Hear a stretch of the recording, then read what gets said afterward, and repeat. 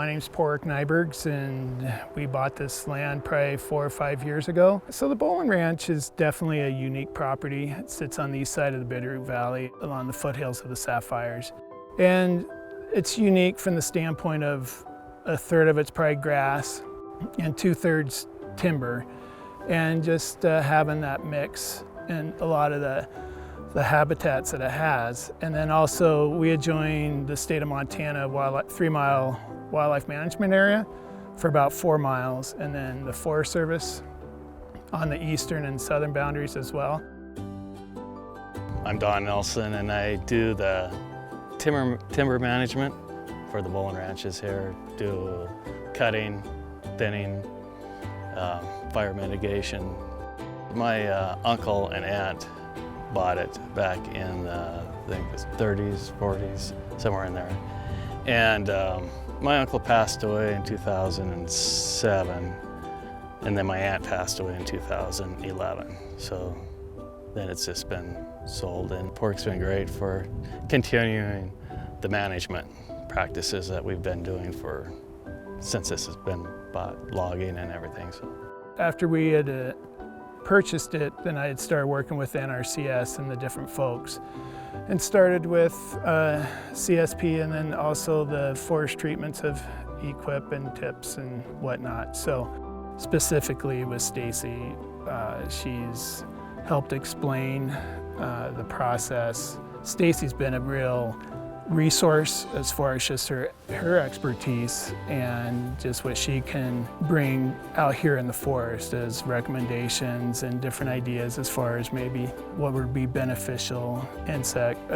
It's been immense. So Don and his family, they have background in forestry and logging and a real appreciation for forest management, and so that was originally how we started working with them out of the NRCS field office. And then when Porrick purchased the property, he was interested in looking at some other opportunities for conservation, so he started working with some of our other programs.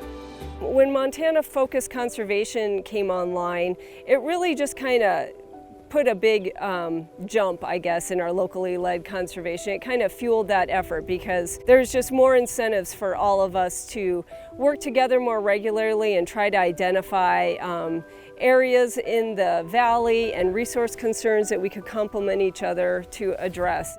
It's a Sapphire Front Forest Health Targeted Implementation Plan. That was our first tip that we put forward and got accepted for funding. And so that is looking at the Sapphire Front, so the east side of the Bitterroot Valley.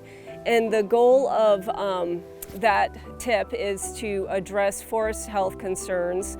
And again, we're always concerned and focused on wildfire hazard. We're entering into the 3rd year of that tip. And so it's been a real success. We have 1 more year. Well, the first thing we look at when we're looking at a forest stand is the stocking rate. You know, does it look like a stressed overstocked stand? Are the trees predominantly smaller diameter trees? Is the spacing between the trees very close than what we would typically like to see? The other thing that we look at is disease, so pests and disease. So just today in our little tour, we saw a couple very common examples: mistletoe, spruce budworm.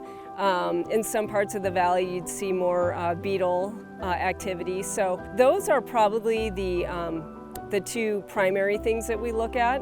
And you know, the goal is to remove those diseased trees and reduce that stocking rate. So, and really emphasizing leaving good, healthy, well-formed trees so that when that competition is removed from that stand, those trees are able to thrive and able to deal with and resist those disease and pests better.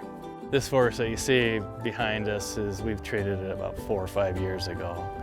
And I've taken out all the, a lot of the ladder fuel, but have left some regen in here. So when a fire comes in and you do have the ladder fuels, what happens is it comes into the low stuff, starts burning up, and then it gets into your mid-range stuff. And then once it hits that, it'll start crowning on all your big stuff. So you lose your whole forest compared to a few little trees out here.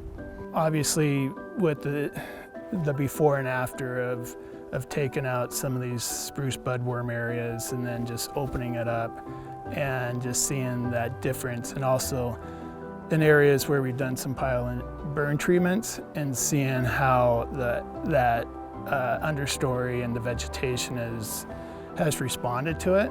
And fortunately, with a lot of these burn areas, we don't have any weeds there either. So that's a blessing as well.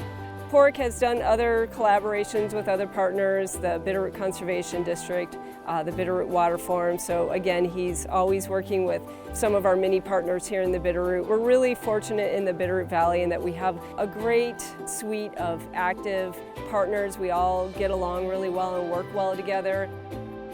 My favorite part about being out here it's just a release, to be honest with you, for me. Just being out here and having the chance to be out here, and it's in your own space.